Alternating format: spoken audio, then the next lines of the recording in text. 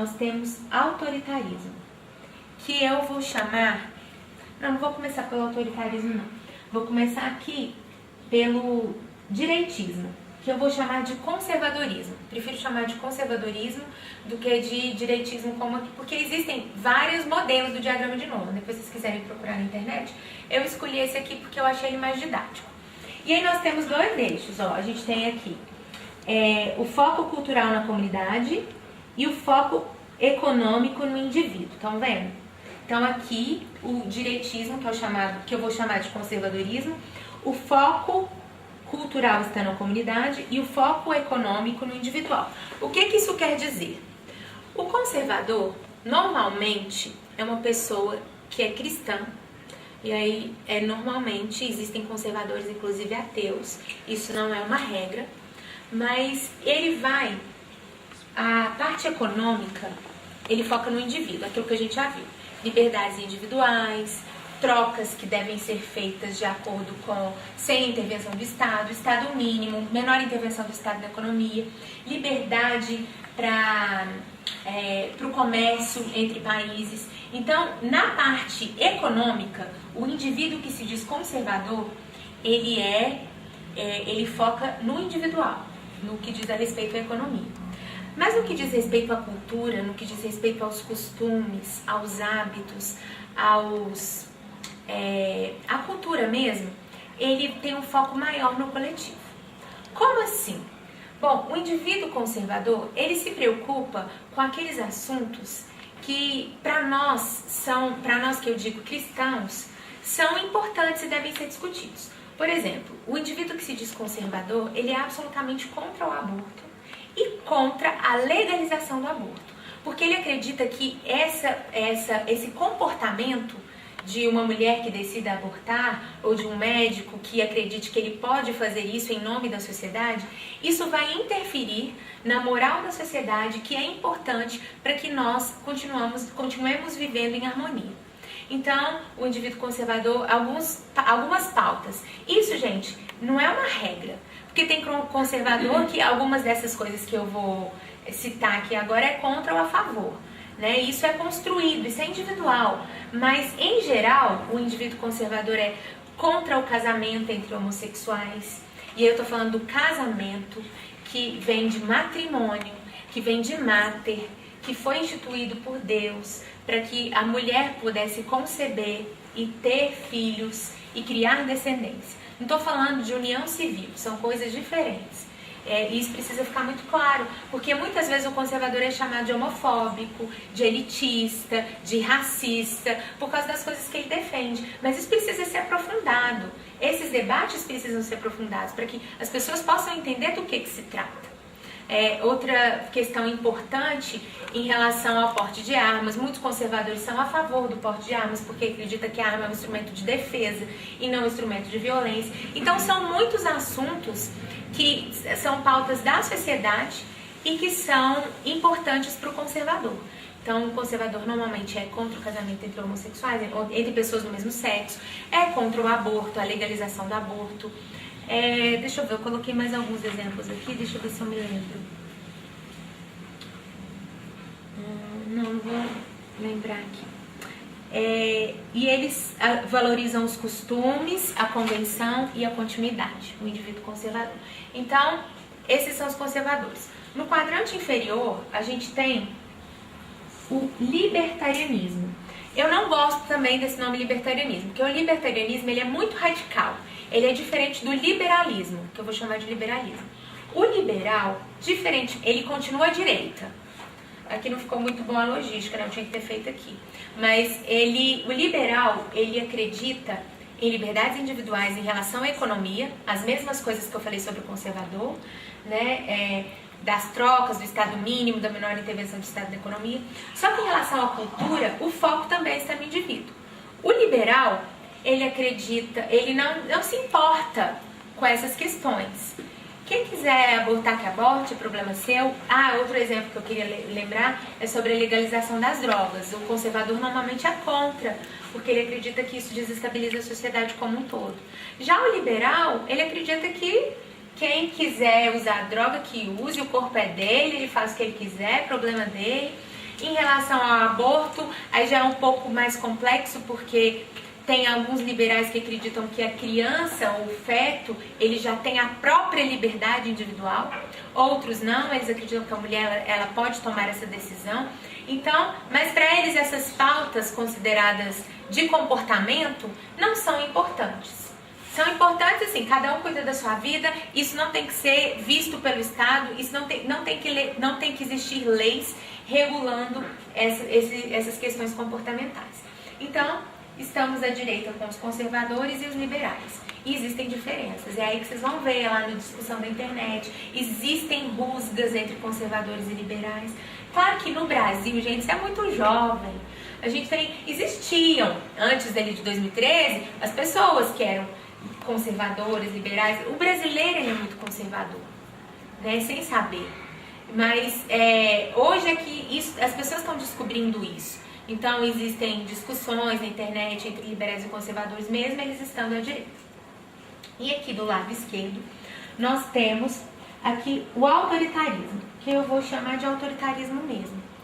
Que aí o foco econômico está na comunidade e o foco cultural também na comunidade. Só que um pouquinho diferente do conservador. Como assim? O foco econômico na comunidade é o quê? Estado grande, Estado intervindo na economia o tempo todo, o Estado com seus tentáculos entrando nas nossas vidas. Aí que vem a parte comunitária do comportamento. Não que o autoritário, não no sentido do conservador, que ele acredita nessas leis, por exemplo, anti-aborto, nas leis contra a legalização das drogas, etc. Para o autoritário, ele acredita que o Estado ele deve entrar mesmo na vida das pessoas, inclusive na parte comportamental. Exemplos: Lei da Palmada. A Lei da Palmada é um excelente exemplo de como o Estado interfere na vida das pessoas. É o Estado te ensinando, querendo te mostrar como você deve criar seu filho. Porque leis contra a violência infantil, elas sempre existiram. Então, se algum pai ou mãe espancar o filho, ele vai ser punido, ele já seria, né, antes dessa lei. Agora, você não pode sequer dar um tapinha no seu filho, porque isso pode ser considerado um crime. E aí é o Estado intervir. E o autoritário, a pessoa que é autoritária, ela acredita sim que o Estado tem que interferir inclusive nisso. Um outro exemplo é o exemplo da China, onde o Estado interferiu tanto que as pessoas só podiam ter um filho, né? Se elas tivessem mais de um filho, elas eram multadas, era muito rigoroso tudo isso, que isso interferiu profundamente na demografia da China. Né? Hoje eles estão tendo problemas. Muitas famílias que tinham filhas meninas, eles assassinavam as meninas, porque era desonroso ter só filha, era importante que tivessem homens. E aí hoje tem um monte de homem solteiro lá na China, porque não tem mulher para casar. E ainda as questões da previdência, da aposentadoria, porque daqui a pouco só vai ter velho na China. Então essa interferência do Estado na vida das pessoas trouxe consequências desastrosas. Então esse é o exemplo do autoritário. E aqui no último quadrante nós temos o esquerdista. Aí eu gosto de falar que é o esquerdista puro sangue, que é a Luciana Genro, aquele pessoal do PSOL, o pessoal do PSTU, que eu nem sei se existe mais, aquele pessoal mais radical. Aí é diferente. As liberdades, o foco cultural está no indivíduo, para o esquerdista. Então, para ele é como liberal. Ele acredita no aborto, acredita na liberalização das drogas, acredita no casamento entre homossexuais, cada um faz o que quer da vida, ninguém tem que interferir em nada, nem o Estado. Mas nas questões econômicas, o Estado é que manda, né? Estado forte, Estado grande, Estado interferindo na economia, Estado regulando tudo, até planejamento, como existia na Rússia comunista, eles acreditam, né, naqueles planejamentos para 5 anos, que não deve existir o capitalismo, que o livre mercado é uma praga, que o Estado tem que se intervir para que os direitos, segundo eles, de todos sejam garantidos. Então ficou entendido? São, na verdade, 4, se a gente for olhar dentro do diagrama de novo. 2 no lado direito, 2 no lado esquerdo. O libertarianismo, que eles colocaram libertarianismo, só para ficar claro, ele é uma maneira bem radical do liberal. É aquele que eu falei, que acredita, por exemplo, que o Estado não deve fornecer nada, nem saúde e educação. Isso daí existem várias teorias, eu não vou entrar nisso, mas eles chegam a ser anarquistas, anarcocapitalistas. Eles não acreditam no Estado para nada, eles acreditam numa sociedade sem Estado, o que na minha opinião é utópico, é uma coisa que é impossível de acontecer, nós precisamos do Estado. Oi? Bem Raul Seixas. É, eu acho que é. Aí, depois no final, gente, nós vamos conversar. Não tem problema não de interferir, é só porque eu não tinha falado nisso antes. Então, esse é o diagrama de Nolan, só para ficar claro, pra gente entender. E aí, agora eu quero falar um pouquinho do que a gente tem hoje no Brasil. Já a gente falou disso tudo, dessas questões bem teóricas, mas como que isso se dá na sociedade brasileira atual? Então, modelos políticos no cenário brasileiro atual. Direita no Brasil.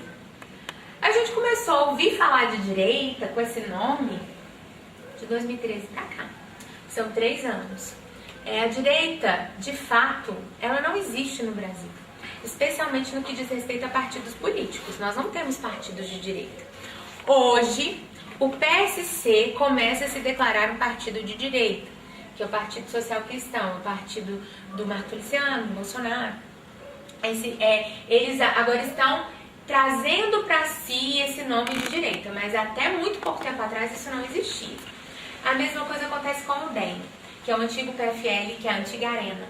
Né? O DEM, Partido da Frente Liberal, se dizia um partido liberal, um partido de direita, mas na prática não era um partido coronelista, cheio de privilégios, como todos os partidos políticos do Brasil. Os outros têm uma raiz muito esquerdista, uma raiz socialista muito grande, que é o caso do PT, o próprio PSDB, que a gente vai falar daqui a pouco, é o Partido da Social Democracia Brasileira. Eles nascem no mesmo contexto, PT e PSDB. Então essa polarização que existe entre PT e PSDB hoje, que a gente vê na televisão, que a gente vê nas redes sociais, essa briga, ela é sem razão. Se a gente for olhar nos livros de história não, que eles não contam muita verdade. Mas se a gente for buscar fontes primárias, jornais, da época ali dos anos 70, quando esses partidos começam a se desenvolver, Fernando Henrique e Lula eram amigos, caminhavam juntos, andavam juntos. O próprio Aécio, que é do PSDB, acho que eu vou falar do PSDB aqui no próximo tópico. Não. Ali, já estou entrando nisso. O próprio Aécio, assim que acabou a campanha presidencial de 2014, ele deu uma entrevista para o jornal o Globo. E aí o jornalista perguntando e tal, falando sobre essa polarização política, aí o Aécio falou assim: pra direita não adianta me empurrar que eu não vou. Aécio Neves, em sua juventude, visitou Fidel Castro em Cuba. Então, é um partido também de esquerda, só que com uma outra visão da esquerda, uma visão menos radical, digamos assim, que acredita muito no capitalismo de Estado. Né, acredita no livre mercado, já vi Fernando Henrique falar muito nisso, mas o social não pode ser deixado de lado. Mas o que é esse social não ser deixado de lado? É a intervenção do Estado, cada vez maior. Impostos altos para que, teoricamente, seja investido no social. Então, não adianta dizer que existe direita no Brasil. Se existe, ela está engatinhando. Então, é muito importante. A direita ela existe hoje nos indivíduos, as pessoas que estão escrevendo, que estão falando sobre esse assunto. É importante a gente ter isso aqui hoje, porque é uma coisa que não existia há muito pouco tempo atrás. Ninguém falava sobre isso. A gente tem que multiplicar esse pensamento e falando sobre as pessoas, para as pessoas. E a esquerda, ela dominou a política brasileira de uns anos para cá, desde esse segundo tópico aqui, ditadura militar. A gente estudou, a gente ouve sempre que ditadura é de direita, né? Que os militares são de direita, eu sempre escutei isso. Mas se a gente for analisar, todos os presidentes da ditadura, não só da ditadura, todos os presidentes do Brasil foram presidentes intervencionistas, com um Estado grande, onde a intervenção do Estado na economia era enorme. Muitos fizeram mal para o Brasil com tanta intervenção, sem a técnica necessária. Então, se a ditadura é Estado grande, ela não pode ser chamada de direita. Ela era também não podemos chamar de esquerda, mas era estatizante. Se era estatizante, não era o período militar, o governo militar, ele não foi um governo de direito. Só que essa pecha ficou. E como foi um período em que a população ficou cerceada de alguns direitos, do direito ao voto só federal, né? Porque as pessoas continuaram votando para prefeito, né, Tia Helena? Continuaram votando para vereador. Então, houve um cerceamento da liberdade, mas essa pecha de direita colou na ditadura. E aí, na redemocratização, ali nos anos 80, os partidos que foram nascendo, ninguém queria ficar ligado a isso. Ninguém queria ter essa ligação tão forte com a direita. Então, todos os partidos brasileiros que foram nascendo, e aí a gente entra em cada site de cada partido, vai ter ali, na sua descrição, alguma ligação com a esquerda, alguma ligação com o comunismo, alguma ligação com o socialismo, ligações fortes que eles não vão falar na televisão, porque ainda assusta muita gente. Mas se você for olhar na descrição ali dos partidos, eles são partidos de esquerda. E aí agora, hoje, como eu falei, o DEM e o PSC estão ali tentando mudar, estão tentando ser mais fortes no Congresso, mas eu acho que isso ainda demora um pouco. Então já falamos de PT versus PSDB, os outros partidos também já falei, e o perfil político do brasileiro em geral. Como eu falei, o brasileiro em geral ele é conservador, no que diz respeito aos costumes. 80% dos brasileiros são cristãos, ou católicos ou protestantes. Então é óbvio que o brasileiro em geral, ele vai ser contra o aborto. Ele normalmente é contra o casamento entre pessoas do mesmo sexo, é contra a legalização das drogas. O brasileiro, em relação aos costumes, aos hábitos, ele é conservador. Mas na parte econômica, o brasileiro nunca teve um outro parâmetro. Nós sempre fomos estatizantes. Tudo que a gente conversa, todo mundo, todo mundo faz assim, mas o governo não faz nada. Ah, mas a gente paga imposto. Mas o governo que tinha que resolver, esse povo aqui fazendo acampamento. Ah, isso é por causa do governo, é a culpa do governo, isso é o governo, isso é aquilo. É verdade, a gente paga impostos altíssimos. Só que a gente acredita no Estado, mas a gente desacredita dos governantes. Tem um livro chamado Pare de Acreditar no Governo. Porque os brasileiros amam o Estado e odeiam os governantes, e odeiam os políticos. É do Bruno Gachagem. Muito bom esse livro. E ele fala justamente sobre isso. Que desde a descoberta do Brasil, lá em Pedro Álvares Cabral, até os nossos dias, nós estivemos mamando nas tetas do Estado, de modo direto ou indireto. Nós nunca aprendemos a caminhar com as próprias pernas. Só que a gente mete pau nos políticos. Mas quem que é o Estado? Quem que é o governo? São os políticos. A gente não acredita nos políticos, mas acredita no governo. Não é uma contradição muito grande? Só que nós mesmos não percebemos isso. Aí ele conta que lá quando o Brasil foi descoberto, o Pero Vaz de Caminha, que foi aquele que escreveu a carta para o rei, descrevendo a terra Brasília, maravilhosa, os índios nus, aquela história toda, essa carta é considerada a primeira obra da literatura brasileira. Quando ele manda essa carta, no final ele pede um favor para o rei. Que o genro dele tinha cometido um crime e estava exilado numa das ilhas que era colônia de Portugal. Aí ele pede, rei, você podia dar um jeito lá na vida do meu genro? Então já começa a ser amigo do rei, é legal desde o início. Então então o brasileiro é estatista. Tá, mas a gente não tem culpa. Culpa sim, o brasileiro médio, a gente não estuda, a gente não tem conhecimento a esse respeito. Então o livre mercado, a gente nunca sabe o que é isso. Então o brasileiro, infelizmente, nesse aspecto, nós somos estatizantes, nós somos estatistas, nós acreditamos no Estado. Mas somos conservadores em relação aos costumes. E para a gente ter alguma mudança, a gente precisava ter um partido ou políticos que tivessem uma mentalidade liberal no que diz respeito à economia. Aí a gente tem hoje o Novo, que é um partido que foi criado ano passado, o Partido Novo.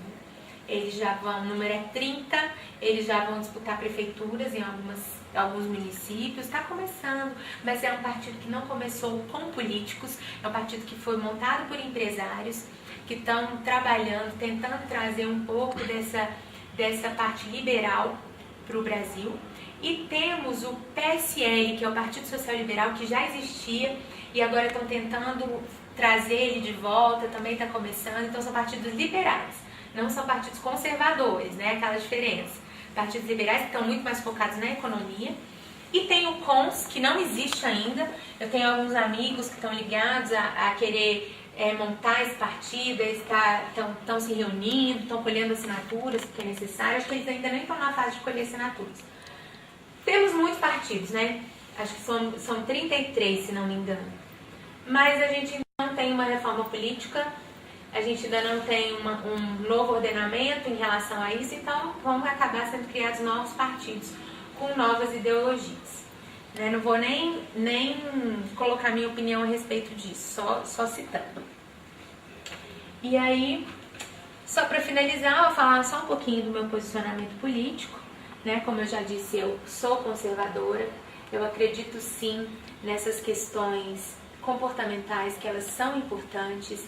Eu demorei muito para me encontrar, eu tive uma formação muito forte dentro do esquerdismo, a formação de escola mesmo, fui doutrinada, estudei em escola particular, estudei na Universidade Federal de Uberlândia, as universidades, especialmente as federais, hoje eu estive lá na UF, e aí eu passei ali pelos cursos de humanas, e ainda é a mesma ladainha, a mesma coisa, falando de Marx, falando de Foucault, falando de Herbert Marcuse, só esses autores que são considerados esquerdistas da escola de Frankfurt, depois se vocês quiserem saber sobre a escola de Frankfurt.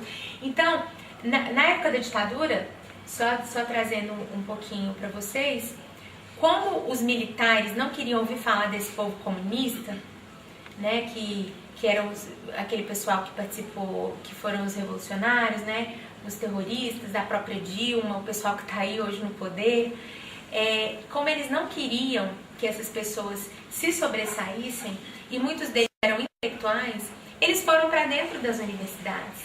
É chamada a teoria da panela de pressão. Essas pessoas foram colocadas dentro da universidade, e ali as suas ideias, a sua teoria, ela foi sendo desenvolvida e ficou muito dentro da universidade. E só que é dentro da universidade que são formados os nossos professores, é dentro da universidade que são formados os formadores de opinião. E essas pessoas, elas têm a mentalidade esquerdista. Então você vai conversar com um professor de história, dificilmente você vai encontrar um professor de história que não seja de esquerda. Dificilmente você vai encontrar um professor de filosofia, de sociologia, que não tem essa mentalidade esquerdista. Isso acaba até bitolando as pessoas de uma maneira tão profunda que elas não enxergam nem a corrupção pela qual o nosso país passa hoje. Então, mas isso tem uma explicação. Aí a panela de pressão explodiu agora, no século XXI. Então, dentro das universidades e das escolas, então como eu tive essa formação, estudei letras, um curso que é de humanas, um curso onde existe muito desses estudos, eu acabei sendo influenciada por isso. Mas tive também uma formação cristã muito forte. E aí quando eu pelo menos cheguei numa idade mais madura e que eu pude fazer uma análise das duas coisas, eu percebi que as duas coisas não caminham juntas. Eu não posso ser cristã de esquerda. Aí também a gente dá outra palestra, né, esse assunto. Então, eu me considero conservadora porque eu acredito nos costumes e acredito numa economia liberal. Também, essa parte conservador versus reacionário, eu já toquei com vocês, né? O reacionário é muito diferente do conservador. É muito importante, as pessoas às vezes, na internet você vê muito, fascista, coxinha. A pessoa nem sabe o que é fascista, gente. O fascismo ele é muito mais de esquerda do que de direita. O fascismo é Estado grande. Aí a pessoa de direita é absolutamente contra o Estado grande, como é que ela é fascista? Você é racista, só porque eu sou contra o movimento negro, que é um movimento que nasce dentro do esquerdismo, que não tem nada a ver com defender negro, tem a ver com deixar o nós contra eles, brancos contra negros, homens contra mulheres, aí vem o feminismo, gays contra heterossexuais, aí vem o gaysismo, que é o movimento gay, e tudo que a gente tem visto aí. Então, ser de direita não é ser reacionário. Ser conservador não é ser retrógrado. Ser conservador é ser prudente. Né? Tanto que o conservadorismo não é considerado uma ideologia. O Russell Kirk, aquele autor que eu falei para vocês, ele fala que o conservadorismo não é uma ideologia. Porque a ideologia é aquilo que a esquerda faz, é militar, é viver para isso, é ter uma vida de política, ter uma vida voltada para isso. Mas nós os cidadãos comuns, a gente só quer viver. A gente quer criar os nossos filhos, ganhar um dinheirinho, fazer um churrasco no final de semana, sem ficar se preocupando com política. Só que o Estado, os nossos governantes, fazem com que a nossa vida se transforme nisso. Hoje a gente só fala nisso, porque a gente não consegue fazer um churrasco no final de semana sem saber se o dinheiro vai dar, justamente por causa da maneira como tem sido conduzida a nossa política. Então o conservador, ele quer viver com prudência, com bom senso, sem ter que se preocupar tanto com a política. Mas acaba que no contexto que a gente está hoje, a gente tem que falar de política o tempo todo. Já o esquerdista, ele é militante, ele vive disso, ele faz isso o tempo inteiro. Aí a gente tem um exemplo de sindicalistas, a gente tem um exemplo do pessoal do MST, do MTST, que são pessoas que vivem para isso. Ninguém trabalha e estão ali lutando por direitos. Né? Direito de quem? E o direito de propriedade do cara que vai lá e invade a terra do outro? Então são coisas que a gente tem que pensar. Deixa eu ver o que mais. Depreciações do conservadorismo, já falei, que essas questões de chamar de coxinha, de elitista, de racista. Tem gente que se diz conservador e que é isso mesmo, que é racista, que é homofóbico. Existem essas pessoas. E aí elas usam o nome político, a nomenclatura política, não, porque eu sou de direita, mas é racista, mas é homofóbico. Mas não é. Ele não entende o conservadorismo, a pessoa que fala isso. Então a gente tem que saber filtrar, porque essas pessoas sim existem. E não são poucas, não. Ainda mais agora com essa questão que está tão forte a política, aí eles vão se esconder atrás do rótulo. O rótulo da direita, aí acaba sendo racista, acaba sendo aquela pessoa que trata mal os gays, os homossexuais. Existem muitos assim, existem, mas eu não acredito que seja a maioria, não. Acho que a maioria do brasileiro, em geral, apesar de sermos conservadores, nós somos tolerantes, nós somos amáveis, nós somos receptivos. Então, isso precisa ficar claro, isso precisa ficar entendido. Às vezes eu tenho muitas discussões na internet e se alguém me chama desses nomes, eu me sinto ofendida, porque eu sei que eu não sou assim. E quem me conhece, quem convive comigo, sabe que eu não sou assim. Então, isso tem que ficar muito claro. O conservadorismo é uma ideologia? Não é uma ideologia, já falei. E é isso. Só que antes de finalizar mesmo, aqui eu tenho toda a bibliografia. Então tá aqui, quem quiser, só para essa palestra, estão aqui os livros da palestra. Tem um monte de livro lá em casa, tem um monte de coisa. Então quem quiser, tá tudo à disposição para falar. Eu só quero ler um texto que eu postei, deve ter uns 2 anos. Muitos de vocês já devem ter lido esse texto, mas é sobre o marxismo cultural e como ele tem influenciado a nossa vida hoje. Então, como conservadora, eu vou ler esse texto só pra gente finalizar. Então, o texto é meu, o nome dele é Marxismo Cultural, Vitória Iminente. Em 22 de setembro de 2011, o então Papa Bento XVI, em brilhante discurso ao parlamento alemão, emitiu as seguintes palavras: a cultura da Europa nasceu do encontro entre Jerusalém, Atenas e Roma, do encontro entre a fé no Deus de Israel, a razão filosófica dos gregos e o pensamento judaico de Roma. Este tríplice encontro e pensamento jurídico de Roma. Este tríplice encontro forma a identidade íntima da Europa. Fecha aspas.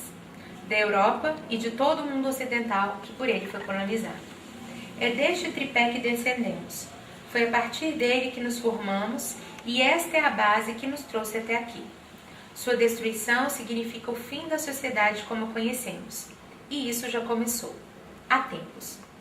Embora pregue um admirável mundo novo, perfeito, sem diferenças quaisquer, sem problemas e sem nenhum tipo de opressão, o real objetivo do comunismo sempre foi o domínio total da sociedade através do poder do Estado. Porém, como a revolução armada mostrou-se ineficiente, cedo uma nova forma de se alcançar o controle foi elaborada. Essa nova forma é conhecida por marxismo cultural. E para que ele tenha sucesso, o tripé mencionado pelo Papa Emérito precisa ruir. Ou você acha mesmo que foi por mera coincidência ou por evolução da sociedade, entre aspas, que o mundo mudou tanto a partir dos anos 60? Aumento significativo no número de divórcios. Crianças cada vez mais jovens longe dos pais, recebendo valores essenciais apenas da escola. Mulheres cada vez mais envolvidas com a carreira e esquecidas do lar e dos filhos. A família, como instituição, cada vez mais desacreditada. Promiscuidade e pornografia encorajadas. Eliminação de símbolos do cristianismo oração, bíblias, crucifixos, de locais públicos, escolas com currículos superficiais e totalmente enviesados. Nada disso aconteceu por acaso. Os mentores da nova revolução, aquela que aconteceria sem pressa e sem que a sociedade percebesse, foram muito bem sucedidos em seus planos. A ideia era penetrar imperceptivelmente nos veículos consumidos pela sociedade: imprensa, educação, TV, literatura, cinema, música.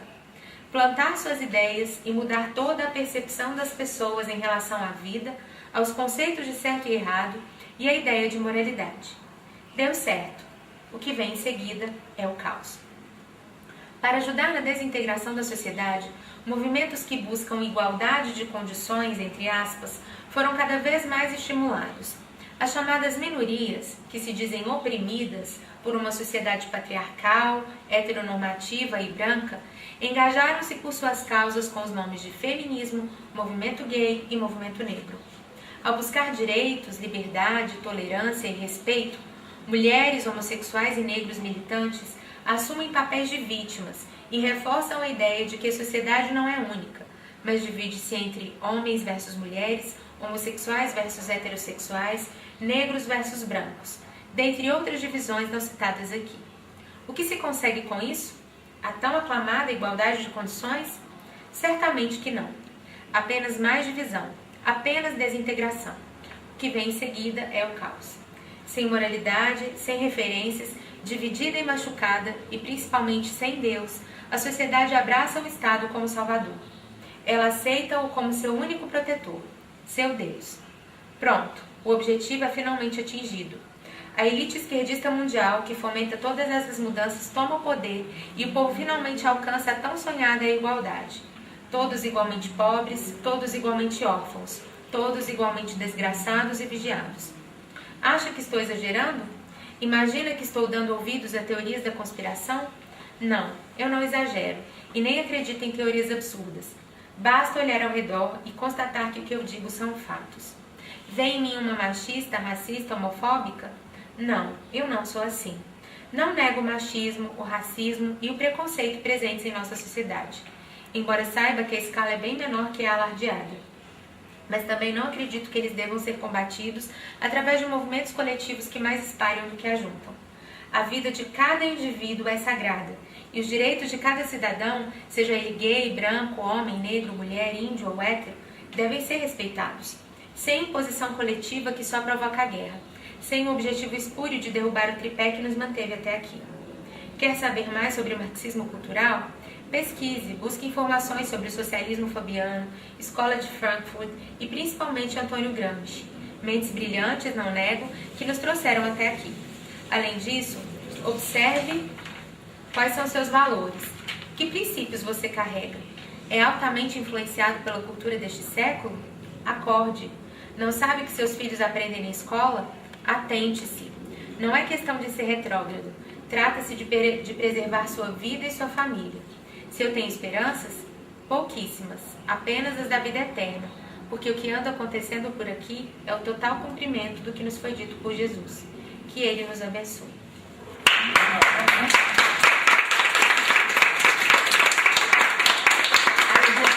Deus.